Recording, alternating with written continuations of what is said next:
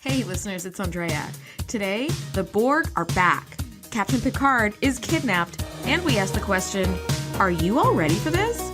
Come nerd out with us. Welcome to the TNG Podcast, the number one place in the Alpha Quadrant to geek out about all things Star Trek: The Next Generation. I'm your co-host, Shereese. Hey, I'm your co-host, Andrea. Shereese, today we are talking Season 3, Episode 26, entitled...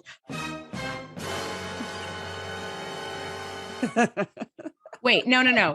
It's I thought we missed the title. It's entitled Best of Both Worlds Part 1. This is a 2-part cliffhanger season finale. There's a lot going on, and this episode is ridiculously good. I would argue one of the top 3. Here's the plot of Best of Both Worlds Part 1. The Borg begin an invasion of Federation space much sooner than was expected. With the Enterprise unable to affect them, the Borg capture Captain Picard and turn him into one of their own. Bum, bum, bum. Yeah, it's good. This is good. This is going to happen all the time throughout this episode. Just get ready. What are your initial thoughts on this episode, Shereese? My initial thoughts was I remember watching this episode as a kid. And really, I remember the ending. Like that has always stuck with me. And that kind of like, that sense of, wow, how are they going to wrap up this whole storyline in 5 minutes? And then they don't. And you're like, wait, what? Mm-hmm. Like that still happens to me to this day. Yes. Whenever there's some exciting movie or show or something, and I'm like, how are they going to wrap it up? And it always reminds me of Best of Both Worlds. I did not remember anything before the ending.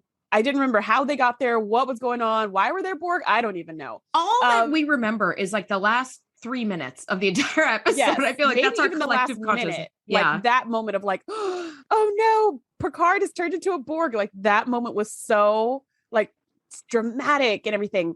So I didn't remember when exactly that happened. So I was watching the entire episode waiting for that to happen. And so I'm like, 45 minutes in or whatever, or 40 minutes in. And I'm just like, when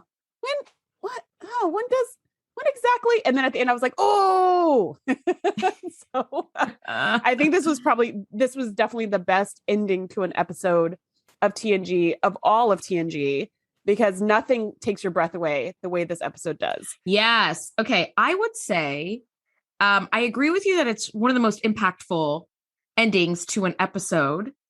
I would also say it might be the worst ending to an episode because we in streaming land can just hit play on the next episode. However, this episode was broadcast on June 18th, 1990. Then the show went on summer hiatus, and part 2 wasn't broadcast until September of that month. So people had to wait 3 months to find out. This is, the return of regular TV. We're going back to regular TV days where there were cliffhangers, and then you actually had to wait a week, or worse luck, summer effing hiatus, and you had to wait 3 months to figure out what happened. To me, it feels Game of Thrones. It's cruel. Okay. It definitely feels Game of Thrones because that show, as it was coming out, I was watching it in real time. Mm-hmm. So they'd have these crazy cliffhangers and you're like, oh my God, wait, it's not coming up for another year and a half. Like, God damn it. And then you kind of stop caring for a while and then you start caring again as you get closer. But my initial thoughts were, oh my God, it's the Locutus of Borg episode. And that's all I wrote. I was like, we are here. Also, how did we already get to the end of season 3? This is ridiculous. Also, I think I don't know. It just feels like we're in such a great place right now with TNG, and it's just humming along. There's an occasional like weird episode. I'm looking at you, Menage a Troy, but overall, it's really, really good stuff. All right, let's just jump right into this. The Enterprise is visiting a planet in a nearby system, and they get a distress signal. Mm-hmm. So Picard sends Riker, Geordi, Worf, and Data to beam onto this planet as a response to that distress signal. And can I just say, I know we've said this before. I'm sure we've said this before, but for some reason it hit me differently in this episode. Why are they always sending their chief engineer, their chief medical officer, the first and second in command? Security like, chief, holy transporter moly. Chief. Yeah. And Data. I agree 100% with everything you just said. I'm going to tell you right now. I don't see any reason why we need to send Riker and Geordi and Worf and Data, because yes, if this away team of only 4 people gets wiped out, which doesn't seem that improbable because it's only 4 people. It's only 4 people. So you've got Picard and his number 1 is now Wesley. I mean, that's like all we're left with. However, yeah, for cinematic purposes, we want to see the main characters doing their thing. So they are beamed into what is supposed to be the center of town in this colony that is one of the Federation's outermost colonies. And they find themselves on this like desolate wasteland. And as the camera kind of pans around, the entire colony has been scooped away, leaving absolutely nothing but desolation. Mm-hmm. And to me, I thought immediately, because, I'm trying to watch this from like, as a first timer's perspective, my initial thought was, oh my God, the crystalline entity. There is that. We had that same thing in the last episode of season 1. Which yes, the neutral zone. With the neutral zone. Yeah. I was like, was it not the neutral zone? Yeah, in the neutral zone. That was the episode when they were going to introduce the Borg, but ran out of time because the writer's strike. So they actually just made it like a mysterious disappearance of a bunch of colonies, but like on the Earth side and the Romulan side. Yeah. Dun, dun, dun. Yeah. Yeah. Exactly. And in that they had everything scooped up. But I remember in that episode, same thing where I thought this really looks like the crystalline entity. Yeah. So it's interesting because at this point, we don't see a distinction really between the way those 2 aliens show up for our minds to go there, to be like, oh, crystalline entity, of course. And then it's like, oh, no, wait, it's the Borg. Wait, huh? What? Yeah. And I will say they do change this in future episodes of the Borg as that alien species evolves. They no longer scoop up planets at all. Like they don't do that at all. Interesting. They come in and they just cause complete devastation and people fight them.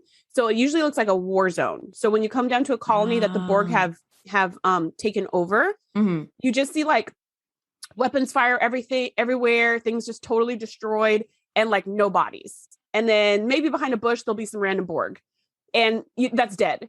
And then people are like, oh no, it was the Borg. That's why everybody disappeared. But the technology and stuff, I mean, everything just looks totally destroyed. So I actually am glad that they evolved that so that we can distinguish it a bit from the crystalline entity, because that's such a cool alien. Like they're both really cool aliens. They deserve their own respective style. Yeah. They definitely should have their own respective style. But we have seen the Borg before in Q Who, but we haven't seen them taking any part of a planet. So yes, it's like this is the first time that we are actually shown like, oh, it's been completely scooped away. So everything is gone. Now, the next thing we see is Admiral Hansen and Lieutenant Commander Shelby of Starfleet Tactical have arrived to review the disappearance of this New Providence colony. And they said all 900 souls have been lost, which is a lot of people. And as they are sitting in the captain's ready room and kind of discussing what this could have been, it turns out it's like, no, it was the Borg. Like we strongly suspect that this is Borg interference in the colony. And Admiral Hansen kind of gives Lieutenant Commander Shelby command of this Borg task force. And Picard does say like, hey, you seem to be very taken with her. And he said, yeah, I've learned to give her a wide berth. Like when we want to get shit done, you give her a wide berth and just let her do what she needs to do. She kicks ass and take names. The only thing I didn't like about her was her blatant disregard for her superiors' orders or chain of command or anything like that. And I do think that this is still very much 1990s writing of women. Like you're either a sexy plaything, or if you're smart and independent, you're shrill and annoying to people. And not just the viewer, but like Riker was like ridiculoly annoyed with this woman. And I think he had good cause to, because, he had given her direct orders and then she disregarded them. So it's like, yeah, like we're still not in the era of amazing, like men writing women kind of thing. We're not. But I actually do like Shelby. I mean, sometimes when she goes over Riker's head, I'm just like, that was kind of a dick move. But I do like her ambition and her drive. It's not like Remick, right? Remick was just kind of just picking on people just because he could. He was just pushing buttons just because he could. He was kind of doing power trips. And that's not what's going on here. She's ambitious and she's driven and she's hungry. And she's not going to let anything or anyone stand in her way. And that's exactly what she comes across as. And so as such, she crosses boundaries. And I feel like and we're getting a little bit ahead of ourselves, but later on, she crossed the boundary. Riker confronts her on it. And I feel like she handles it really gracefully. She's just like, okay, understood. And then later on, she, crosses boundaries again and again and again. But at this first time when she's confronted, she wasn't like, well, I can do whatever I want because I'm in charge of the task force and the Admiral put me in charge, right? She's just like, okay, but here's why I came. And do you want to hear my report? And he's like, yes, well, fine. And so, yeah, I think she's just very young. But also I think she can definitely learn that professional side to temper down her like impulsiveness and be really amazing at this job. Yeah. Yeah, she could be. She would be an amazing first officer, which actually leads us to Hansen lets it slip that Riker has been offered command of the Melbourne, and they're still awaiting his decision.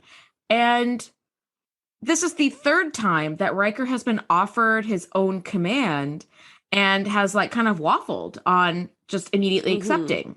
And Hansen does say, look, he's an incredible first officer. He has this exemplary record. He broke up with Deanna Troi for fuck's sake because he wanted to be captain by like the time he turned like 28 or something. Really ridiculous, right? But he says, listen, there's a lot of hot shots coming up. And by staying put, after a while, like you're going to get passed up and you're going to look like you're standing still and stagnating. And I think that that's really, really good advice. And I think that this is a fantastic B plot for what's happening in this episode, because Riker is basically being told like, listen, man, if you can't make the hard choices, command may not be for you. You might be content to be number one for the rest of your career. Right. And Shelby is escorted to her quarters by Riker, and she ruffles his feathers by saying, like, I intend to convince Picard that I'm the right person for the job. And he's like, what job? And she's like, yours. You've been offered your own command, right? Like, it's right. So you're obviously taking your own shit. Yes. Like, who wouldn't? That's exactly what anybody would do in this situation. It's exactly a who wouldn't type of thing. So I'm going to take this empty vacancy. Yes. And he just gives her this look, and she's like, sorry, was it supposed to be a secret? Did I read that wrong? You're saying I read that wrong, right? Yes. And he's just like, I'll see you in poker. Yeah. Right? Like not clearly saying one way or the other. But when Picard calls him on it later, like, what the heck? You never told me about this. That's when he says, I've decided to pass it up. But at this point, he's still kind of playing it close to the vest. He doesn't say there's no job available or I'm staying or anything. Yes. He's just like, I'll see you at poker. Yeah. And that's it. So you're like, And see, I'm not a big fan of Shelby because of her blatant disregard for chain of command. And she doesn't seem to care who she pisses off. However, I think in this instance, she was not in the wrong. Like, she's aware of this information that he's been offered his own command. Anybody in their right mind would take it. So for her to be like, I intend to let it convince Picard that I'm the right person for your job, I could see how that would ruffle the crap out of his feathers. But also, I don't think she did anything wrong. She just read the situation wrong and just didn't know that he had decided not to accept. Right. Anybody in their right mind would take it. Exactly. And if he had accepted, there would be nothing wrong with what she said. Yeah. So it only ruffled his feathers because he decided not to leave, but she wouldn't know that. Yeah. And like, that's the person she should talk to, assuming he was going to leave. That's exactly the person she should talk to get mentorship and everything else and get the inside scoop on how she can get this job. Exactly. He's the only one who can give her that advice. But now it's like, oh, I guess we're rivals or something. I mean, she's not going to unseat him.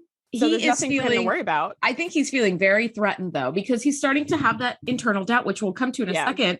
So we go to this poker night and Shelby gets the best of Riker. So he's like, he's liking this woman less and less by every passing minute. And this is our first time, as far as I know, that we see Wesley joining the poker game. Yes, it is. Which I thought was adorable and confusing. Yes, because it's for senior staff. So I'm like, Ensign, what are you doing here? It's just like their unwinding time. And we've made it clear that Wesley has no friends his own age, or like he only hangs out with them sometimes after school, but most of his time he spends with senior staff. Okay. Right. That's like, that's like, okay. Growing up, my parents had a lot of adults around all the time. So I always became very comfortable talking to adults as a kid, but you also very much need that kid time, because then you start to become one of those weird people who is only comfortable with other adults and not with like peers their own age. And I feel like Wesley should be down in the lower decks, hanging out with like Boimler and Tendi and Mariner. If you guys haven't guessed, we started watching Lower Decks, even though we said in season 1 we never would, and we were so wrong. We are happily eating hysterical. Our words. Yes, it's fantastic. It is a love letter to TNG fans, just like us. Yeah, and everything about it is delicious. So it's TNG Easter eggs everywhere, including, and there's one that I will mention at the end of the conclusion to this episode, where they do reference something about this episode, and it's just an offhand comment. And Lower Decks is exactly that. It's its own ship with its own missions, its own thing, but it's a super inconsequential ship that nobody gives a shit about in Starfleet. But it's happening right at the same time as, in their timeline, as the Enterprise is out doing these missions. Mm-hmm. So they're hearing from the legendary flagship, and they're kind of throwing out little jokes and comments. So if you are a TNG super fan like we are, I think you'll really, really like it. Yes. And they do also reference Voyager quite a bit, Deep Space Nine quite a bit, and the original series, maybe even Enterprise, but I wouldn't catch any of those references. So if you like any of the Trek stuff before Discovery, you're gonna love Lower Decks. Yeah. So Wesley's there. And then also for the first time, I thought to myself, wait a minute, I feel like I wouldn't want to play with Troy. Like, I don't mind her being the dealer, but I wouldn't want to actually play her because she's an empath and it's not like she can turn it off. Oh, wait a minute. You're right. I never thought of that. Me neither, until I was watching and I was like, what the F? Yeah, because then you would know, she'd know you're bluffing every time. The whole point of poker is people's body language, but she can read people's actual emotions, like their anxiety or whatever. And I was like, wait a minute, Theta Zeds should not be able to play poker with humans. Like, yeah. So she should only be the dealer. And I love how Data's just like schooling Wesley. And he's like, I don't know. Should I do this? Oh, that was wrong. Oh, it's like, finally, one thing Wesley's not good at, which makes him more human. So this was a great scene all around. I liked everything going on in this poker scene. It was a great scene. It really was. Now the next morning, Riker is leading an away team down to the planet's surface to go and do all these checks, to verify if it was the Borg. Mm-hmm. And when he comes in with Geordi to the transporter room, Chief O'Brien's like, Shelby and Data beamed down like an hour ago. Yeah, because Riker's like, where's Shelby and Data? They're late. Yeah, we're supposed to be leaving right now. And he's like, oh no, they're not late. They went down an hour ago. And he's like, they did what? And you're like, ooh, yes, somebody's in trouble. Yes, because that's why you always leave a note. That's why you always leave a note. That's right. That's right. Now he says on whose authority, and let's just be clear. She is a lieutenant commander and he is a full-fledged commander. So she shouldn't be disregarding any of his orders because it's an order. So come on. And though she is in charge of this mission. So this is where I actually think yes, Shelby went down without permission or whatever, but I actually think the person whose fault this lands on is the admiral's, because he should have made it clear, what does in charge of this mission look like? He should have made that clear. Like, you get to pick the people on the away team. You get to decide, whatever. He just said, I've learned to give her a wide berth and she's here to help and she's going to be in charge of it. But he didn't exactly lay out her duties. And that led to this confusion right here, because she's supposed to be in charge of the mission, but also she's not in charge of the mission. Yes. And she's telling Riker, here's who I would love to go with me on the planet. And Riker's saying, well, I've already decided who's going to go on the planet. And it happens to be the same people. So that worked out. But it's like, this is the problem here. We should have made it clear, what are her boundaries? What are her areas? Expectations. Yeah, the expectations. What is she in charge of exactly? And if that was made more clear in the beginning of like, you're the, it seems like she's just supposed to be an expert, but that's not what I heard. I heard she's in charge of it. So they should have been like, you're just the expert. You're the consultant. Yes. You defer everything. You run everything through Riker. Like, that should have been clear. So I actually don't think that was on her, even though Riker got super pissed about it. He did, but I think you're absolutely right. Expectations on a job are really, really important. I worked at a company once that had some lady in charge, and then they brought in a quote unquote consultant, not telling the original woman in charge that she wasn't a consultant. She was this woman's like new boss. And so it was extremely uncomfortable. Yeah, that's unclear. Watching this power struggle happening, because the consultant was like, yeah, I'm here to kick ass and take names, but like in a less grating way than Shelby. And then the original woman is like, why is she acting like she can give me orders? This is really stupid. Exactly. Like, and I just remember going, why don't you go talk to the board about this? Because I think you guys may need to iron out like what your rules are and what's going on. Exactly. And of course they didn't take my advice. And so even when I left the company, there was still this like 2 years later, this like power struggle of like, she's not the boss of me. Well, actually she is. Well, nobody told me, but she is though. So And that, yes, really, that which is was like so effing stupid. I was like, you guys, this is not on either one of you. This is on the board of directors 100% for fucking up their communication so badly. 100%. Because they should have never said consultant if they didn't mean consultant. If they meant new boss, they should have said, here's your new boss. Yes. For that every reason you just said, because we need to know at the end of the day who makes the final call. And if we don't know, there's going to be a power struggle just because they're confused about it. Not because anybody's like out to get anybody, which is what this episode makes it seem like, as Shelby's out to get Riker's job and Riker's super defensive and Shelby's like, get out of my way. Yeah. But really, if they would have just made it clear in the beginning, we would have never had all that drama. We wouldn't have had all of this. She would have been like, okay, I understand. Or, you know, he would have been like, I understand, but nobody understood. I feel like she was not wrong in what she did. I feel like that was the Admiral's fault. But in any case, Riker was super pissed. And this is the scene where he confronts her about, why did you come down to the planet without telling me, without asking me? Leave a note. That's why you always leave a note. And she was just like, I'm sorry, there was a storm coming. We only had 3 hours in which to get any data before all of this was washed away or blown away or whatever kind of storm happens on this planet that destroys evidence. And so I knew we had to move quickly. Data was available. I came down. We only have 2 hours now, you know, so it was just a time crunch, but I'm sorry that I did not do it the way you wanted me to. And do you want to hear my report? Yeah. And it was just I felt like that whole thing was super professional, super graceful. She wasn't defensive at all. She owned it. She apologized. She explained it and was just like, can we move on? And there's really nothing Riker could say. He's just like, give me your report. Right. There's next time you come to a planet and think that they're a Borg, you better ask me first. Like, okay, we'll do that next time. Right. Like there's no, she does do that. And then you know what she says very professionally, she's like, noted, it won't happen again, which it totally does happen again, but whatever. Won't happen again. Do you want to hear my report? Yeah. You know, and he's like, fine. And it turns out to like same magnetic resonance seen in the soil as the J25 system that like blah, blah, blah, we talked about earlier. There is no more doubt in our minds that this is absolutely the Borg. So now at first we're like, oh, this might be a Borg episode. But now it's like, oh, this is a Borg episode for sure, which is really, really awesome.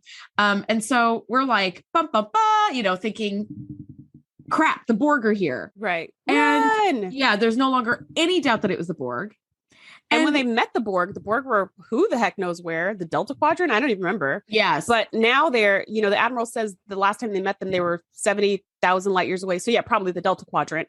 And now they're already in the Alpha Quadrant. Like they're here. They're totally in your area. They have made it their mission to come for you. To come here and find you. And so it's like pretty scary. It really is. It really is. Now on the Enterprise, Picard faces Riker about his decision to stay aboard the Enterprise and his command that he's been offered. And he's like, the Melbourne is a fine ship, Will. Like, you really should take it. And he's like, I've decided to stay. You know, there's still stuff I want to learn aboard the Enterprise. And also he says the Melbourne's not the Enterprise. And he's totally right. He couldn't be more right. There's no other ship that's the flagship but this ship. Yes. So whatever he takes, it's going to be not as cool, not as exciting, not as prestigious, not as incredible as the Enterprise. Kind of like with Wesley. I agree. Yeah. Right? When Wesley was going to go to the Academy and then he decided not to because he needed to save the ship. And it was like, hey, I might not be assigned to the Enterprise. And they're like, oh yeah, probably not. No, you're not going to be here. Like, this is the flagship. You're going to go somewhere else. And it's like, oh, in that case, I think I'll stay. Yes. Yes. And that absolutely, I think it's right. Like if I were first officer of the Enterprise and then was going to be assigned as captain of the Cerritos, which is the ship on lower decks, I'd be like, maybe not, because those other ships don't get the kind of action that the Enterprise gets. Right. So I totally get it. Now he goes to confide in Deanna, which I think is a great move because she's a trusted friend. She's an empath. She's the ship's counselor. You know, she offers a great, advice. And he says, what am I still doing here? What am I still doing here? Like, I don't even know. Like I said, I wanted to be captain by like 35 or something. Like, I don't know what I'm doing. And she's like, I don't really think that you're asking yourself the right questions. You know, you're happy here. You're settled here. You like the people that you work with. Like you have bonded, kind of created a family here. Like, you know, and she says, what do you want, Will Riker? And I think that's such a great question, but of course, one that he can't seem to figure out. But it's very important to sometimes ask yourself, like, what is it that I actually want? Because you tend to get bogged down in like details. And then when you step back and look at the bigger picture, it's like, yeah, I do want to move on, or No, I'm really happy here. And that's actually a question I was asking myself about Riker. Why doesn't Riker want to take his own command? Yes. Now, on the one hand, he can't because it would ruin the show, right? But on the other hand, let's be on the ship. Why wouldn't he want his own command? He should want his own command. He's obviously ready for his own command. He knows he's ready. Everybody else knows he's ready. And he was kind of telling Troy, maybe I'm just afraid of the big chair. And she's like, no, that's not it. He's like, yeah, no, it's not. Right. He's trying to say, maybe I'm afraid to be captain. You're not afraid to be captain. No, I'm not afraid to be captain. Like, he's not afraid. So he's like, well, then what is it? That's the only thing. That's the only reason people turn down commands is because they don't think they can handle it. And she's like, just because you're happy where you are, that doesn't mean you've settled. It means you've matured. And what you want is different now. And he's just like, well, that's terrible because it means I've lost my edge.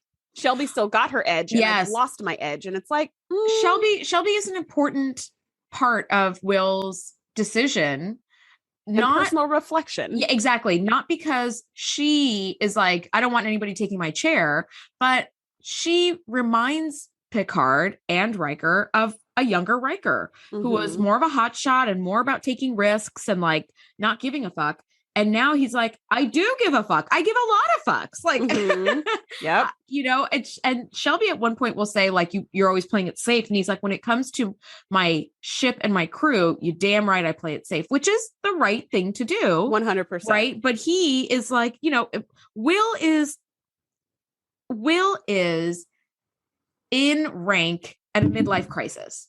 He's ready for that next step, but he's looking back at a younger version of himself and he's like, no, I want to be young and like hip and hot and like full of fire. And Shelby's over here with all these things and I'm not. And now I feel old and what the hell, you know, which I think is, it's. But ironically, if Shelby had never come onto the ship and stirred the pot, he'd be happy-go-lucky as number one. He would have never had these thoughts. Poker twice a week, guys? Yeah, absolutely. Now, Riker, Shelby, and the whole engineering team are trying to find a way to hurt the Borg, but they can't come up with anything, which no big surprise, you guys. But I did like this because it's nice to see that the Enterprise just can't rely on muscle, like in every situation, you know, where they're like, I don't know, just fire phasers. And later, jumping ahead, we do see the Borg ship, you know, the Borg cube up against the Enterprise, and the Enterprise is tiny. It's so effing small compared to the Borg cube.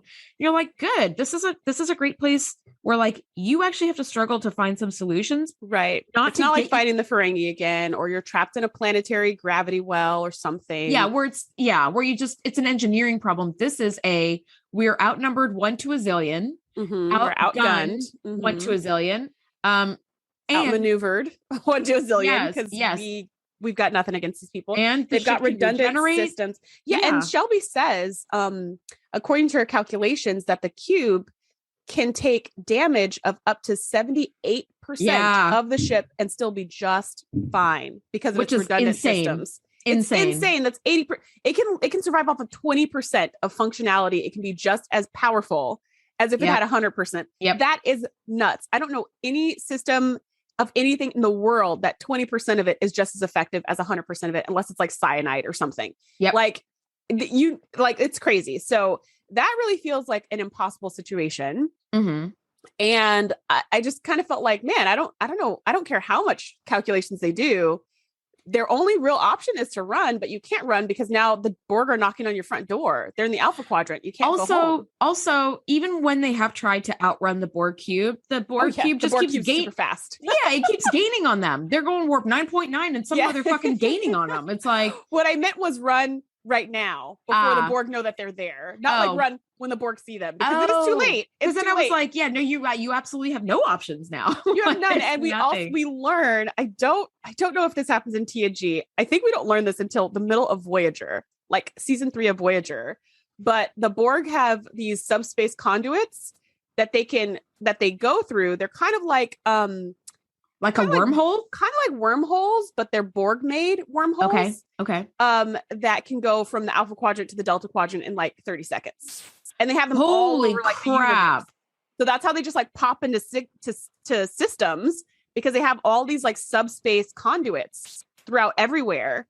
So they can actually, and they also have some time inversion stuff on their ships, so they can like go through time and stuff. Holy Christ. Crazy. Okay. Yeah. We absolutely have nothing on the Borg. We have nothing. And even at this early stage, before they've evolved to all of that, they're just super fast, super regenerative. And a really great enemy. And I actually thought we were going to meet the Borg Queen in this episode, but we didn't. No. But I thought we were, and I was just we don't meet her. We don't meet her until like the movies. Really? Yeah, we don't see the Borg Queen at all. There is no such thing. She's so great. Oh God, I think I need to change it she's from the worst. Fajo to her. She's like the best villain. She's the best villain that TNG has ever seen. Well, TNG hasn't seen her. They don't see her until like Nemesis, I think. Yeah. But yeah, so on the show, she doesn't exist yet. She hasn't been invented yet. But yeah, so Hansen communicates to them, after this meeting that they're like, we don't have any answers. Hansen is able to communicate because he's gone back to a starbase now that they know for sure it's the Borg, that the USS Lalo sent out a distress signal and described a cube-shaped vessel and then has not been heard from since. So Picard is like, how long is it going to take us at maximum warp to get there? And they're like, an hour and change. So they're like, all right, let's go. Let's just go and we'll keep you appraised, Hansen. And as they approach the area where the Lalo disappeared, Worf says there's a ship moving to intercept at warp 9.3. So it is in a hurry to get to where they are. And they put it on main view screen and then they magnify, which by the way, on main view screen, you can totally tell it's a Borg cube, but they're like magnify. So it fills the screen even more. And there's this great shot where it's Picard facing the view screen and you see this gigantic cube and he turns and says, Mr. Worf, dispatch a subspace message to Admiral Hansen. We have engaged the Borg. And I was like, oh, chills. I got such chills. That was a good line. Even after 30 years and seeing this episode a bunch of times, this is the peak storytelling where having seen a story or watched a movie or read a book a bunch of times and then you read it again and it still gives you that same visceral reaction. Oh, I got such chills. I'm going to put that shot up on our Instagram at the TNG Podcast because it is just so freaking good. It is such a landmark shot, I think. It is. And it's a really good line. And I thought, because the very next scene, it kind of fades to black, I guess it's a commercial break. And then it comes back and you see the tiny little Enterprise next to the super giant cube. And you're kind of like, oh, okay, I guess engage means we saw them.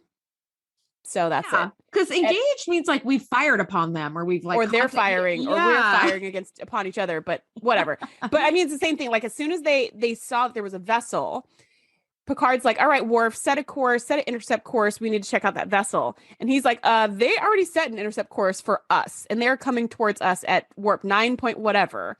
And then when they see it's a cube, they're like, no. And it's kind of like what you said, right? Once they see you, there's no running. There's no reason to run, nowhere to run. Plus, they're the flagship. They're going to be fighting the cube one way or the other anyways. Yep. So they're just kind of like, well, okay, cut engines. We'll just kind of, we'll just wait here. Yes. There's no reason for us to keep going. They try to, yes, I know, where they're like, okay, so I'll stop. Yeah. Charge up your phasers, boys. Yep. I'll stop. Everybody start stretching.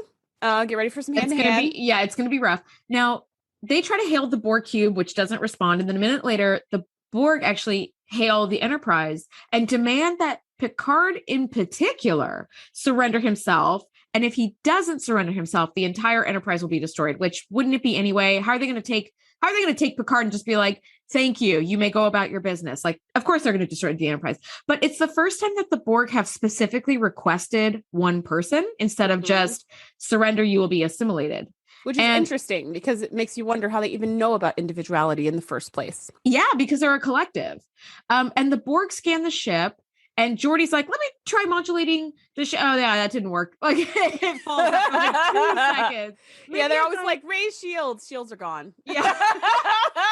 You're like, oh. Yeah, it might as well be a shield made out of water because it's that's gone. Let me tell you, there's a game on the Oculus called Starfleet Command, I think. And it's just you get to pilot either the ship from the original series or you get to pilot the ship from TNG. Oh my God. Or you get to pilot another ship that was just created for the game. And either way, I have never been able to win this game. Every time I play this game, I get completely destroyed either by Klingons or the Borg. And it never fails. And when it's Klingons, it's just this big fiery death. They just fire and fire and fire until my ship explodes. And then I see it from space. But the Borg, you disable their ship. and then you run as fast as you can to another system. At least that's my strategy. Yeah. It's not been super effective. I run as fast as I can to another system. And then you see this time bar at the bottom that's like how much time it takes for them to calculate your current position and find you and regenerate and come and find you. And you're like, oh my gosh, I only have 7 minutes. Come on. Systems repair. And you get like, you literally, as you look around, like the bridge is on fire. Oh my God. It's like warps, there's no warp power. And you're like, oh my God, I'm gonna die. So I totally feel what's going on in this scenario. You may not be offered command of the Melbourne. After Riker passes it up, they're probably gonna be like, Shereese, no, okay. Well, Riker passes it up, that ship's probably gonna explode. Yes, because yes, that's it is. Been his that's the history. pattern. So I'm gonna pass on the Melbourne anyways, just because it was offered to Riker first. Right. That's gonna be the first ship assimilated or blown up or something. I'm good. He probably secretly passed up command of the fucking Lalo too. Like that's why that's gone. Yeah, Riker, you're probably a bad luck charm. Anyway, so the Borg are really easily able to lock on and drain the shit out of the shield, and the Enterprise is like, fire all weapons. Nothing. No effect, sir. No effect at all. And they're like, but that's the best we have. And then the Borg use their old trick of just cutting into the hole and like removing a section, I guess, because that's what they do. And they decide to focus on engineering, and they're going to remove the section right next to the warp core, which is, as they've scanned the ship, they see that that's the most dangerous part, because if that gets overloaded, the whole ship just blows up, and they don't care. Why not just cut the warp core? Yeah, we're going to cut it in the neighborhood of the warp core, but whatever. So they're like, engineering has been compromised. And then we get the Geordi maneuver. This is when he does the like spinning arm thing where he's like, go. And then as the decompression door is like sliding down, he like tucks and rolls under it, although it was still like 7 feet up. So he could have just like run through real quick and like he probably slowed himself down. What's the fun in that? This is great. Yeah, I love the Geordi roll. The Geordi maneuver is my favorite thing that Geordi does. He waves his arm in a circle and he goes, go, and then dives and rolls under this decompression door. And there was no need to roll at all, but I love the move. I love it. And later we find that engineering did in fact decompress. They stopped the beam, or they got the beam away, whatever. We see that in the next scene, but we do see Geordi like come up to the bridge, and they're like, okay, status report. And what I saw was a bunch of people running out of engineering. And in my mind, they always are all safe, and the warp core never overloads or explodes or anything like that. And then Geordi says, we lost a lot of good people. And I was like, wait, what? Wait, question mark? What wait happened? a minute. And he said like, that? I totally missed that. Yeah, he said, oh, we lost a lot of good people down there. And then he heads over to a station. And I'm like, wait, what? And then somebody gives the data report, and they're like, yes, I think it was Riker. He's like, yes, we have 11 dead and 8 injured. Dang! Who were sucked out of the hole. Oh my God. When it breached, like in the hallway, not in engineering, but that's where the beam was. But I was just like, holy shit. Oh my God. Yeah, I was like, that's horrible. I just thought there was, it decompressed and like there was a hole, but everyone got out and everyone's good. But no, like a bunch of people died and Geordi managed to survive. I was like, and just go back to work, because that's what they do on the on the bridge. Like in Enterprise, like they just go back to work whenever something traumatic happens, and they're at war, so they don't have time to mourn. But I just thought that is horrible. Like I didn't remember that from before. Yes. I didn't even catch that this time. The thing I do notice after Geordi does the Geordi maneuver, he comes up to the bridge and he's like, transfer engineering to the engineering station on the bridge. Like I can control everything that I was controlling in engineering up here, which begs the question, why weren't you up there in the first place? Because if you can control the warp, he said he has like warp control and everything. Yeah. Now it just takes time for like Riker or Picard to calm down to engineering to tell him what he needs to do. If he just, that I was like, although I will say it makes sense to me that he's in engineering, because he's always tinkering with things that are not just the buttons, but when things physically break. Like he's down there when things physically break, when they need to pull stuff out of the walls and put new stuff in, or climb into a Jeffries tube, or like manually inject the warp core with plasma and stuff like that. I think he really does need to be in engineering. If he just has to push a button to like turn on the warp core, or like, make the ship go fast, Wesley could do that. Anybody could do that. And we've already established every panel in the ship can be used for anything, as long as you have the right security codes. Yep. You could run the entire ship from the hallway computer. Yes. Like, if you really needed to, right? You could just be like, computer transfer access here. And like run the whole ship from the hallway, from the holodeck, from anything. But I think he actually does, kind of like how we always tease O'Brien about being useless. Yeah. But when there is a transporter malfunction, he actually does need to be there. All the other times, Yeah, so you can do it from Troy's quarters, whatever. Yeah, I'm good with Geordi being in engineering because usually there is physical stuff that needs to be moved or changed, and he doesn't have to do it himself, but he'll like tell the other people to do it. Somebody has to be there to do it. Yeah. But now it's like, well, let's just hope none of that happens. Yes. Nobody can go down there. Yep. Absolutely. Now, while all this is happening, the Borg are like, cutting into the hull, and shields are like, right? And they can't get any higher than like 48% on their best day right now. And Shelby does some quick thinking, and she has Data randomize the frequency of the phasers. And as you know, because now the Borg ship has locked onto the ship with a tractor beam. So now they're really stuck and they can't break away from the tractor beam, which, by the way, tractor beams are just the coolest thing. But they're able to like shoot with different frequencies at the source of the tractor beam, which they're able to break free, and they're like full retreat, right? They're like, run! Yeah, it's run away, run away. There's right? a nebula, hide in there, go. Yeah. So they enter this Pulsar nebula, and it's so pretty. It is very pretty. It's just this purpley swirl, pinkish, like cotton candy in space. Yes, very cool. Yes, and the nebula shields the Enterprise from the Borg sensors, so they're well hidden. And they're able to take the time to analyze their encounter and come up with a plan to use the deflector shield to channel power at a randomized frequency to create a drop in the energy levels of the cube. Because what they did say as they reviewed shooting at these different frequencies, when they broke the tractor beam generator, there was a 2% drop in the power level of the cube. And so they're like, maybe if we could do this again, but like with a much more concentrated series of bursts or whatever, it could create enough of a drop that they have to drop out of warp and we can get the fuck out of here. And that's really it. They're just trying to disable the ship enough so that they can run. They're not even, they're like, destroy the ship. Oh no, we can't do that. No, I don't have that power at all. We already fired all weapons like multiple times. Yeah. None of that worked. And Picard does do the thing that I love when he says fire at will, and Worf is like, pew, pew, pew, pew, pew, pew, and nothing happens. The Borg are just like ha ha ha ha, like mechanically laughing because nothing is happening to them. But Shelby does suggest separating the saucer section to give the Borg more than one target to worry about. And my question is, what is the point of that? Because the saucer section only has impulse engines. So the Borg will destroy them in like 0.2 seconds and then just go after the star drive, which we already know can't outrun them. So like, yeah. And honestly, what is the point? Even if they had, so you're thinking like, we'll confuse them. We'll have two different targets. No. But even if you had two full ships, even if you had Enterprise and the Yamato, the sister ship of the Enterprise, you had both ships. Yeah. Still, those two ships would be no match for the one cube. Even if you two full ships with full armaments, with full shields, they'd be no match. So taking your one little ship and breaking it into two pieces, I don't feel like is one that can only go impulse engine power. Like you can only go full impulse. Who the hell is volunteering to go onto the saucer section? Like you're going to be destroyed like immediately. You have a 0 chance of survival, like 0% chance of making it out of there. Come on. So like, it sounds like a good idea, but when you think about it with the Borg, that doesn't really make sense. Yeah, you can have 20 ships, which we are going to see in the next episode. The Borg is like not even breaking a sweat, and they're just destroying ships left and right. Like, come on. Anyway, so Riker's like, all right, I'll take it to the captain. She's like, well, I want to hear it from the captain's lips.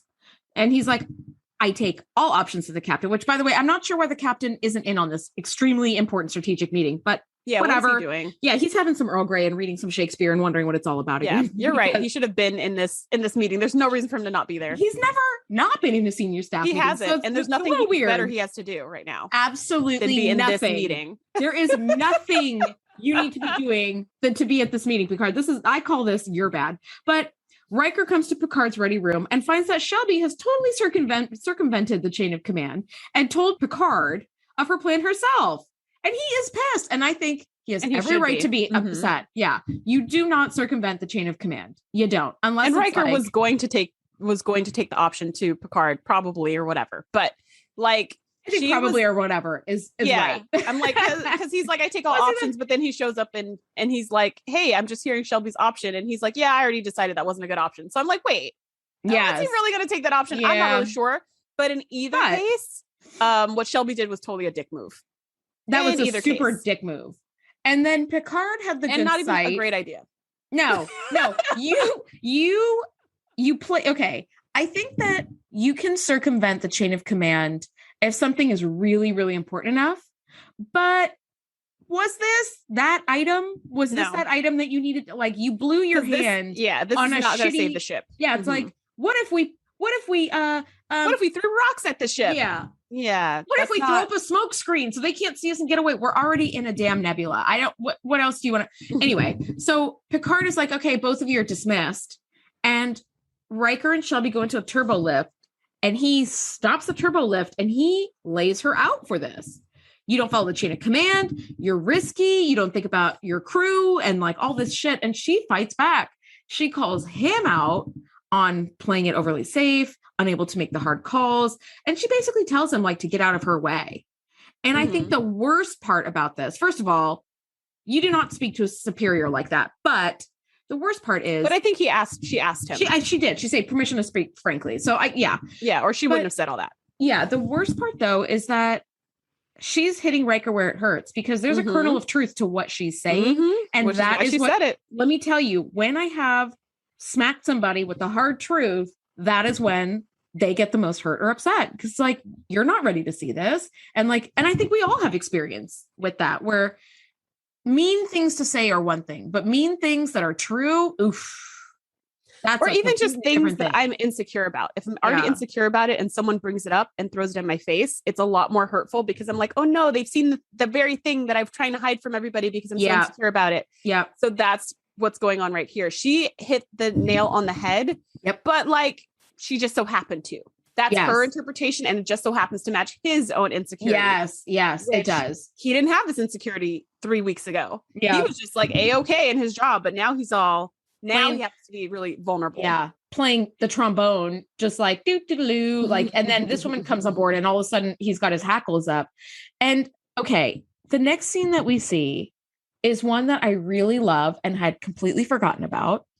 Picard concedes that they may not make it out of this alive, because they are still hiding in the nebula and the Borg cube hasn't moved on. It's still just hovering outside the nebula, just waiting.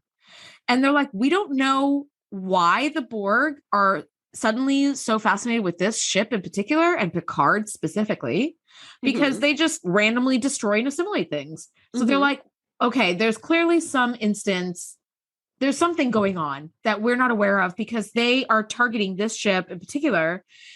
And Picard does say, we're going to hide in this nebula for as long as we can, because while they're out there waiting for us, they're not out there destroying other ships and killing other people. So we'll just hide for as long as we can. Now, I didn't know this, but it is tradition for captains to tour the ship before a battle, specifically one that they don't suspect that they're going to make it out alive. And which Guinan says as Picard shows up into 10 forward. Yes. So he's touring the ship. He's walking through engineering and he walks into 10 forward, which obviously everybody's at battle stations and red alert. So nobody's hanging out in 10 forward. And he runs into Guinan. And I love to see Guinan in this episode. I love that she is the person who tells Picard the thing that he's going to most listen to. Right. And he takes her counsel and he says, you know, captain's tradition to tour the ship before a battle. And she says, if I remember correctly, you tour a ship when it's a battle, you're not going to make it out alive. When it's a hopeless battle. Yeah, a hopeless battle. And he's like, yeah, we really may not make it out of this alive. Like, but you know, I hope we do. And I just love to see Guinan. And I love that when they speak, I think that Guinan is the opposite of me. And I wish I could be like her in this sense. She's the kind of person whose words carry such importance. She can speak slowly and quietly and use very few words, and everybody like leans in to listen. Right. And I think that that is so impactful, because my advice might be just as good, but I never use 5 words when 10,000 will do. Right. I'm just like, blah, blah, blah, blah, blah, blah. And another thing also, did you also think about this thing too? Like you might want to think about, right. But Guinan is so great at this, where she uses very few words and she always speaks in like a very low tone, and everything is so quiet because 10 forward is completely empty, save for those two, that like you don't, it's very, very impactful, but with a very light touch. And I just really value that. Yeah. And one of the things she says is that humanity is going to be fine. Her planet was destroyed by the Borg. Her people were scattered to the wind, but she says, as long as there's a little handful of humanity that survives, of humans that make it, your culture will go on, your history will go on, the whole human race will go on. And it's true. And it's also really devastating because you're thinking like, well, as long as 5 of us make it, right? But then that means there's like billions of people who don't. And it's hard to take solace in it, but she's absolutely right. It's like such a heartbreaking situation. And it just makes you think that the Borg are so awful. And at this point in TNG, we don't know anything about assimilation. We only know that the Borg destroy things. So as far as we know, everybody dies. We have no idea that everybody gets turned into Borg. Which is way worse. It's like having somebody die or having them die and turn into a zombie. No, death is totally preferable. Just plain old, good old fashioned Saturday afternoon death. Like, don't give me some fancy Friday night version where now I'm turned into a zombie on top of that. Like, no. Now, at this point, I feel like that should be a t-shirt. Right? Saturday afternoon death, just plain and straightforward. Yeah. All right. So at this point, the nebula is discharging some magnetic resonance it's something. Actually the Borg, which I think is so cool. The Borg. No, I thought it was the nebula that was having this like magnetic discharge. The Borg starts sending in like bombs that are magnetic, that are attracted to metal. So that they just start launching bombs like IEDs into the nebula, but they're magnetic, so they get attracted to the ship and then they explode. Yes. And I was like, why hasn't anybody thought of this before? This is a brilliant way to attack somebody in a nebula. Yeah. Because just like it takes away the Borg sensors to sense the Enterprise, it also takes away the Enterprise's sensors. So if the Borg entered the cube, they wouldn't be able to find each other. Yes. And that happens a lot in the show where they're both in the nebula and they're kind of playing hide and seek in the nebula. Yeah. Yes. And I'm like, a magnetic bomb is kind of freaking brilliant. If you're outside the nebula, you just launch those bad boys in. And that's exactly what they did. They launched them and waited for them to come out. Oh, no wonder. So that's providing that there isn't like magnetic filament or something, or some sort of like metal based filament, like in the nebula. But you can make the bomb specific to the type of metal that's in a ship. That's going to be different. I mean, I guess you could. Metal sure. Nebula. I guess you could. I mean, if we have technology, you could make it anything. But yes, okay. So it becomes really clear, which I did not catch that. I thought it was some magnetic resonance that was like happening within the nebula that was like disrupting the ship. So they can't stay much longer. It's now unsafe, and they leave the nebula. And this is my big what the F moment, because they pass right by the cube as they exit. You couldn't have like counted on the cube sensors being disrupted and then like sneak out the back way. There's a million different directions you could have gone, and they go right past the Borg. And I'm like, come on. Although I guess maybe the whole point was like to bait them to follow them so that they didn't engage anybody else. But like, now you guys are going to die. So really, what's the point? So the Borg are pursuing the Enterprise, and they end up taking the shields down in like 0.1 seconds, and they start beaming onto the bridge. And Worf takes one of them down quickly because, he shoots him with the phaser and he takes them down. But as the other Borg transport in, they adapt to the phasers and they start having those super cool shields. And Riker and Worf start trying to hand-to-hand combat these Borg, which take them down immediately. And then one Borg captures Picard and beams off with him. Now, my question is, where was Data in all this? He is literally the one person who could go toe-to-toe with the Borg strength. And it's Worf and Riker, and Data's just like pushing some buttons at the comm, not even noticing that the Borg are there. And I was like, Data, what the hell? At this point, though, Data doesn't know that he can go toe-to-toe with Borg. But it's within his, that's within his personality, though, to see his crewmates in danger and jump in to help. I just thought that was so weird. And in later episodes, when we do get Data versus the Borg hand to hand, it's so cool because it's machine versus machine, hybrid. And it's super cool. And I'm like, we just got so robbed of that. That's my only gripe about this episode, where I wanted Data was right there and he could have gone hand to hand, but he didn't. And I do not know why. And I'm really sad. It's almost like he was like in shock, like everybody else in the crew. But he's literally the only person who should never be in shock, right? You're right. He should have jumped up and been like, oh, it's a Borg. Let me just try to fight him. Yeah. He shouldn't have been like, what? Huh? What? Yeah. Like, he should not have had that stuttering moment because his brain works differently. But yeah, that is true. That's true. Yeah, it was very like, what's happening? Yeah, which he's literally the one person who shouldn't have that reaction. But okay. So now the Borg have their prize and they start hightailing out of there at max speed. And Riker, who's now in command, is like, O'Brien, can you get a lock on his signal? He's like, I can't because there's some interference. And the Borg start changing their heading to Sector 001, which is the Terran system, which is our solar system. And I was like, the Terran system? So great. So cool. I never get tired of hearing that in all the different sci-fi stuff that I watch and read. I'm just like, it's just such a great name. Yeah, it really is the Terran system. I mean, Terra means Earth or land. So it's like, you can't call it the solar system because every planetary system that revolves around a star is a solar system. So it's like, okay, the Terran system is super cool. And it's also it's called Sol sometimes. People call it Sol system because of the sun. This sun we call the sun, and other suns we call a different name. Different things, yeah. But still, Terran is still the coolest name. It really is the coolest name. Now, aboard the Borg ship, we learn that the cube was so fixated on Picard and the Enterprise because they have decided to use Picard as their voice to communicate with humans, because they have an ambassador. Yes. A really creepy take over everything ambassador. Yeah, like a zombie ambassador. Yes. Because they have analyzed human social structure and determined that we are a hierarchy-based people. Yes. And Picard has been selected as like one of the high end of the hierarchy of like command. And he's like, we'll resist with everything. It's like, it's a standard captain speech. And they're like, I love that the Borg's answer is that like resistance is futile. Strength is irrelevant. Fighting is irrelevant. Like everything. And it's like, you cannot argue against a computer. And yes, it's great to watch him just get like shut down over and over again. It's so Borg. Every single thing that Picard's throwing at them, trying to forever be the diplomat or be a hero or be something, they're just like irrelevant. We could care less. Right? Like none of his arguments are getting through because they're just going to assimilate. They're just like a plague of locusts. You can't reason with them. Yes. There's no logic here that you can just really trick them on or anything like that. They're going to do what they're going to do regardless of what you say.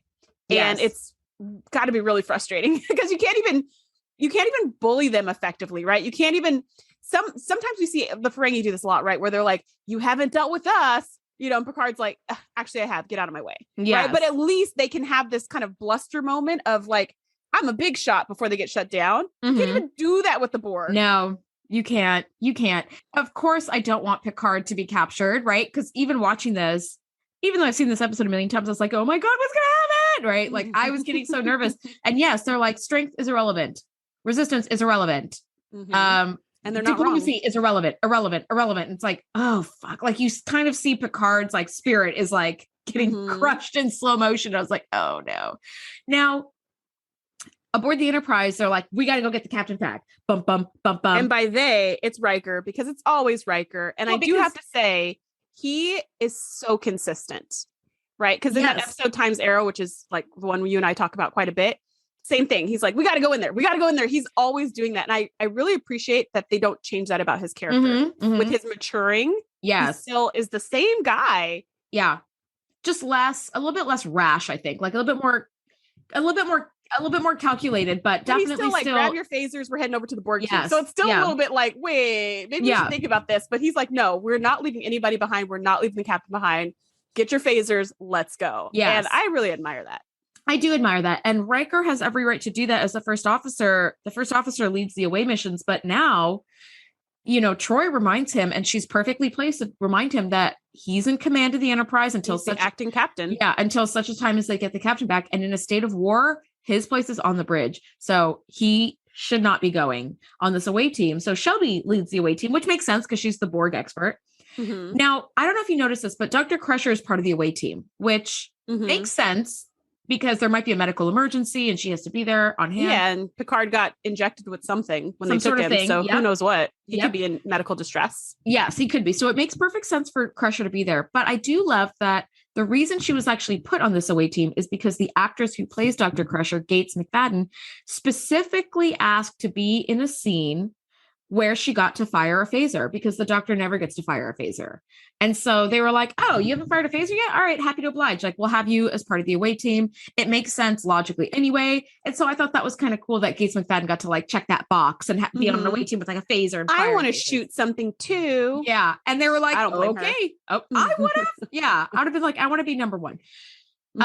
So now aboard the cube, this still makes my head scratch a little. Dr. Crusher points out something which she says it's extraordinary. It's this blinking inverted pyramid on the ceiling. Mm-hmm. And Data surmises that it's like a distribution node, whatever the fuck that means. And how does that, but my question is, how does that stand out at all? Everything on the Borg ship is freaking extraordinary. It's all these different like nodes and nodules and ports. Mm-hmm. And then you point to the one little like pyramid on the ceiling and you're like, look at this extraordinary thing. I was like, come on. Well, they're scanning everything. So it wasn't just from her eyes, it was from her scanner. But the same question remains. You're scanning this entire weird ship. Everything on here is weird. The Borg, we don't know this yet, but where the Borg are standing is they're regenerating. So they're resting.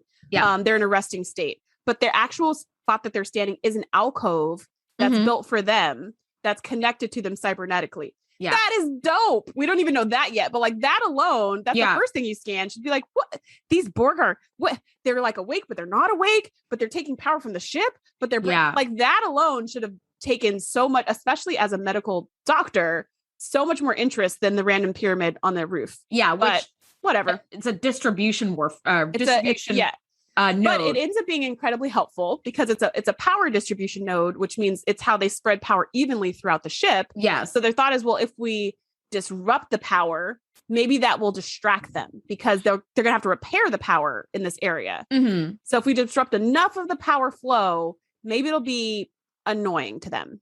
Yeah. Because they know they're not going to destroy Jack.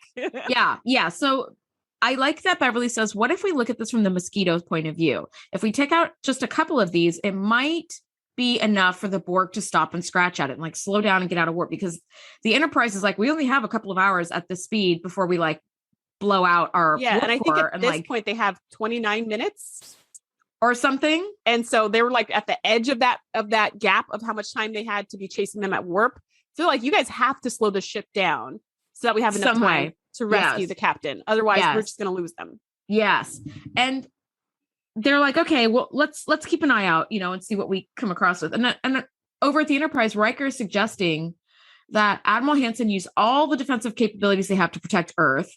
But Hansen says they've decided to make their stand at a nearby star, Wolf 359, which is going to come into play a little bit later. So we know at least that everybody is kind of, all the defensive capabilities are being taken away from Earth and they're making the stand, which I thought, or wherever they are, because they're calling in the ships from all over the Alpha Quadrant. Okay. Yeah. To go to Wolf 359. Mm-hmm. Now aboard the Cube, this is a super scary moment. They have triangulated on Picard's comm badge to a drawer where they have found his uniform. And I was terrified seeing that. And the look, like, where's the rest of him? Yes, the look on Shelby's face and Crusher's face as they recognize, like, oh my God, this is, first of all, we haven't found him. We've just found his comm badge. Mm-hmm. But second, it's like, what have they done to him? Is so scary. It really, really is. And I have to say, the whole Borg ship itself is scary. When they first beamed on and you just see all of these regenerating Borg, and it's like this creepy ghost ship, and you just hear them like, you hear the sounds of their heels, their high-heeled boots on the ground. Yeah. Like, this is creepy. This is like walking through a cemetery if you could see all the bodies behind clear glass. Yeah. That's what this feels like. And I was just like, but they're because this is a show, they're just like walking through the hallways. Like, they weren't even crouched behind anything or like, darting from doorway to doorway. They were just like, oh, look, let's go over here. Let's take a right. Let's take a left. And I just felt like they were so casual, but me putting myself in their shoes, it's like, this is creepy. This ship is creepy. Everything about this is creepy. Yes. And that these regenerating Borg can become animate any second and start walking around, which would also freak me out. Yeah. Super creepy stuff. So the away team is like, all right, we don't have a lot of time. We haven't found Picard. We've only got his comm badge. We don't have a signal on the rest, on his body. So they're like, we got to get out of here, but we need to stop this ship right now. So they destroy a few distribution nodes, which of course starts awakening the Borg, and it drops the cube out of warp. So the Enterprise is like, thank God. Okay. So now they're going at impulse power. And the Enterprise has now got, they've been working on this upgraded deflector dish weapon. So they're like, okay, it's like ready to fire now. So as soon as you get the away team out of there and hopefully the captain, you can fire and destroy the ship. And as the Borg start engaging with the away team, they're like, okay, we got to get out of here. and Beverly spots Picard, and you just see half of him. And you're like, oh God, there he is. But as he turns, you see all the facial implants and this like laser beam that he's got. And as he's looking at Beverly and at the crew, you see this laser beam kind of like refracting on the screen. And it's such a scary sight because you're like, oh shit, like the thing that we feared has happened. Which they did not even know that Borg assimilated. They haven't used the word assimilation. You're right. So this is the first time they've seen where they're like, oh my God. Right. Where they turned him into a Borg. Yeah, they probably thought he had been killed. Like they assumed everyone else had always been killed by the Borg when they found his clothes. They're like, oh, we lost him. But they're like, oh no, we found him. And then they're like, oh, we lost him in a worse way. Yes. He's now a Borg. Yes. It is so scary. And they try to get Picard, and Worf like runs up to him, but Borg Picard has this shield that like just blows Worf away, and they have to retreat. And as they retreat, the Borg start restoring power and are ready to jump to warp again. And Riker has to use this opportunity to fire the deflector shield. And they all are like, we got to get the captain. No, they've turned him into a Borg. But again, this is that tough call that Riker has to make, because he's like, if the Borg jump to warp, we are out of options. We don't have enough power to follow them anymore. Mm-hmm. And we're the only ones with this weapon. We're the only ones with this weapon. And they're heading to the Terran system. So like everybody's going to be fucked if we don't destroy them now. Yep. And the tough call is that you have to destroy the ship. And before he gets a chance to fire this weapon, Riker gets hailed by the Borg. And then we see Picard on screen as Borg. And it is so scary. So scary. I think one of the most well-recognized shots in any television series, where it's like, oh my God. Whether you watch Star Trek or not, I think everybody has seen that. It's part of just like our cultural memory at this point. Mm-hmm. And he introduces himself as Locutus of Borg. And he says, you will be assimilated. Your way of life as you know it is over. That is just so scary. Yeah, this is a great scene. And we're always talking about the costuming and whatever on this show. And the Borg really are special. They are special with the makeups and the costumes. And they do evolve over time, but they always have this really cool steampunk look.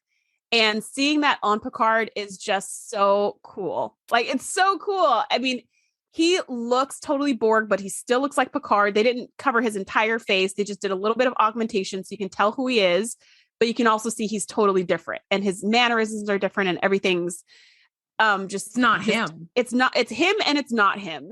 So this is going to make it so much harder, because when you just thought that Picard was dead, okay, fine, fire the weapon. Then when you think he's captured, you're like, oh, I don't know. But then when you find out he's a Borg, you're like, well, I mean, and that's one thing. But actually seeing him and hearing him say, I am Borg and we will destroy you.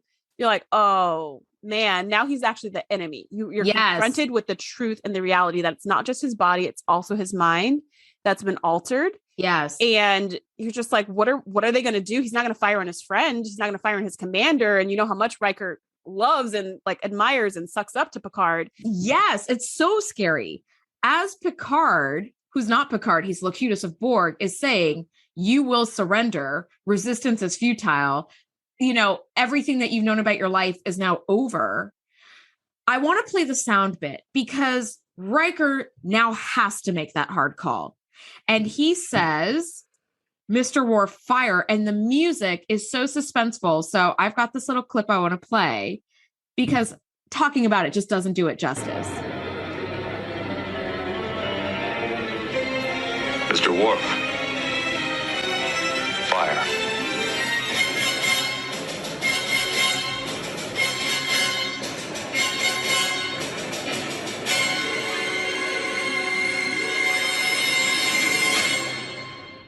Okay. And here's the crazy thing. As the music's playing, as soon as you hear the word fire, the entire screen goes black and it says to be continued. So all that exciting music is all you're hearing. It's a black screen with exciting music. You're not hearing that says to be continued. The ship explode. You're not hearing people yelling. So you're like, did he fire? Did he not fire? Did Picard die? What happened? And then, as Andrea said, that was the season freaking finale. And you had to wait months and months to find out what happened. Yes. And Geordi is like certain, that this deflector modulation is like the best chance to destroy the ship. And Riker just proved why he can be captain, because he can make that hard call. He has loved Picard from the beginning, and they have had such a wonderful relationship, and now he has to kill him. And it is fucking suspenseful as hell. And that buildup of music. And by the way, I gotta say, Steely Riker is the best Riker. He's my favorite, where he is resigned. He's clearly taking no pleasure in being like, kill him, but he's just resigned because he knows what he has to do. It's his duty to the ship, the crew, and everybody else who could be destroyed at Wolf 359 if the Borg are allowed to get that far. The Earth. And the Earth. Yeah. It is just, this is the power of good storytelling. I know how this story concludes. We all do. But even watching that, Shereese, I realized my heart was pounding out of my chest. And I know how this story wraps up. It's that crazy music too. Because while the music is playing, you're going, wait, what happened? So your brain is freaking out and the music's going dun dun dun dun dun dun, and you're like, yes. Like it's totally matching what's going on in your brain and in your heart of like, what just happened? What is happening? What's going to happen? Where am I? Yes. Yeah, no, absolutely. Absolutely. So that is where our story ends, and we are left in suspense. And if you were alive in 1990 and watched this absolute edge of your seat gripping ending to a season finale, you had to wait 3 months and change to figure out, to get to see what happens next. And it is terrifying. It is such a good ending.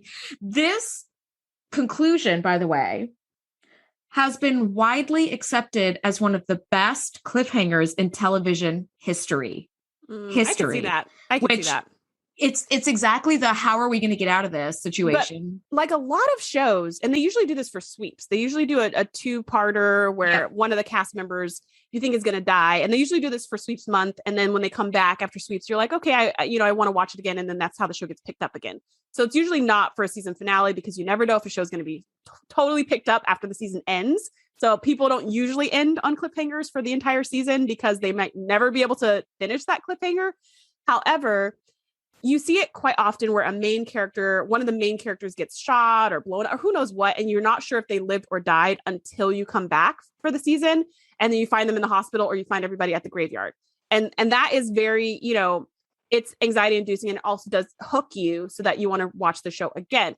But this is completely different. This isn't someone got shot and you don't know if they're going to make it or not. This isn't someone maybe blew up in the building, but maybe they got out in time.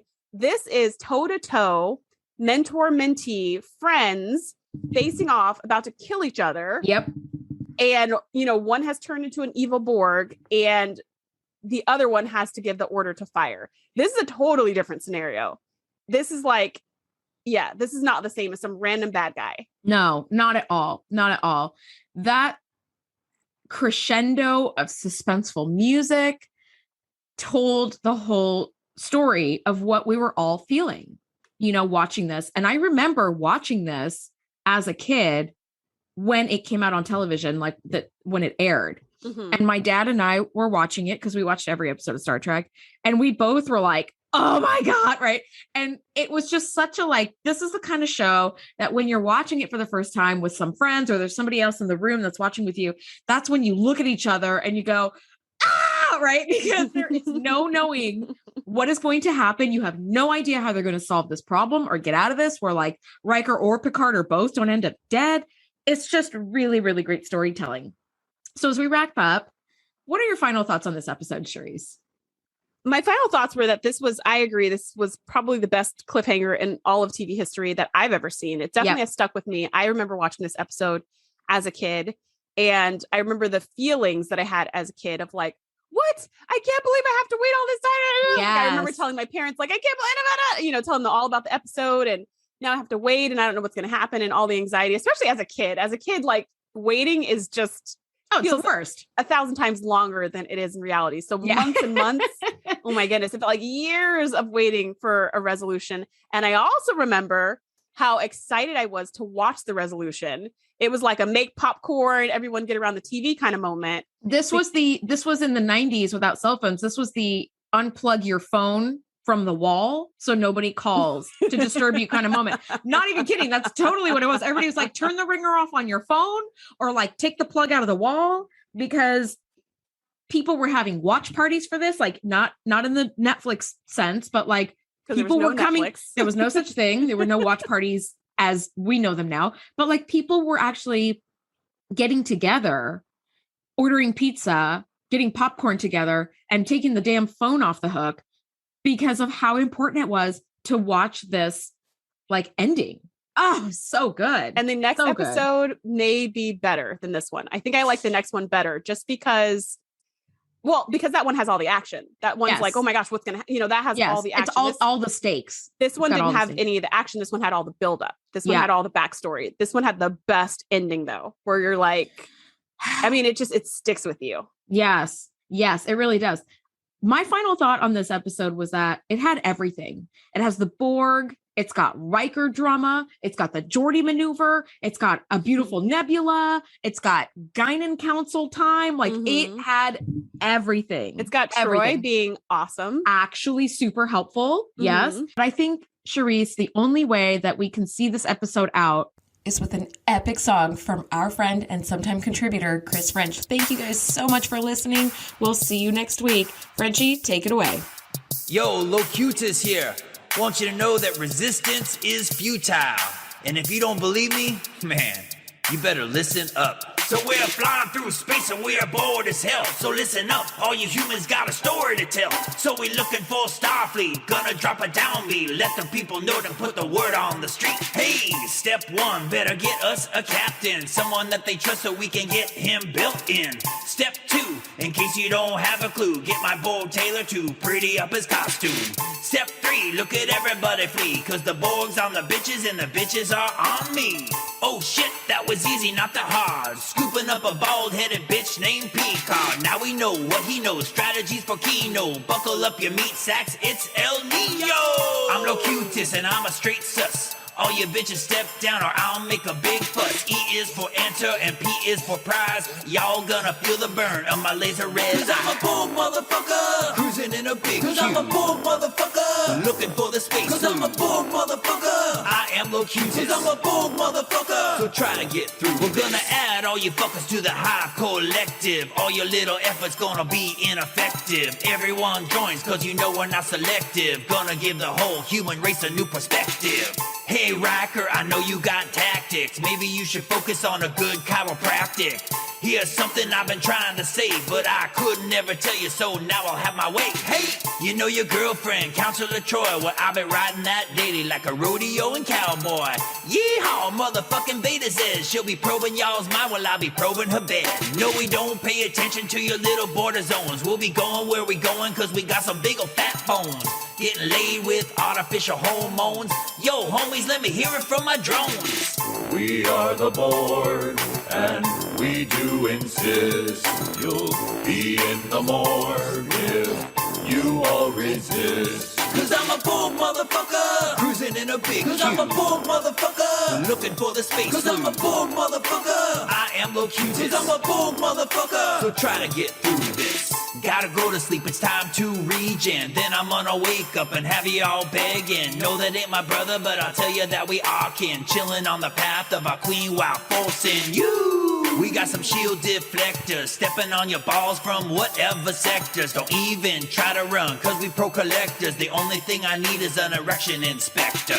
I have it better than when I was a red shirt. So much pressure, couldn't even tap a red skirt. But now I got my girlfriend 7 to 9, and we'll be getting freaky, hitting squeaky all of the time. Sorry everybody, but my jam is ending. Be sure to follow, cause the Borg is trending.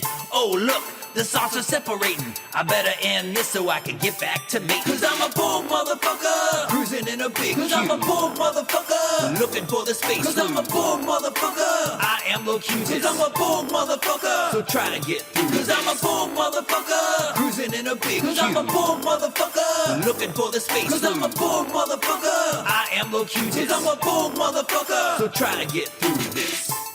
Yo, y'all better step off the Borg or we'll assimilate your ass. Well, we're probably gonna do it anyway. So get laid, smoke some green, cause we coming tomorrow. Locutus out.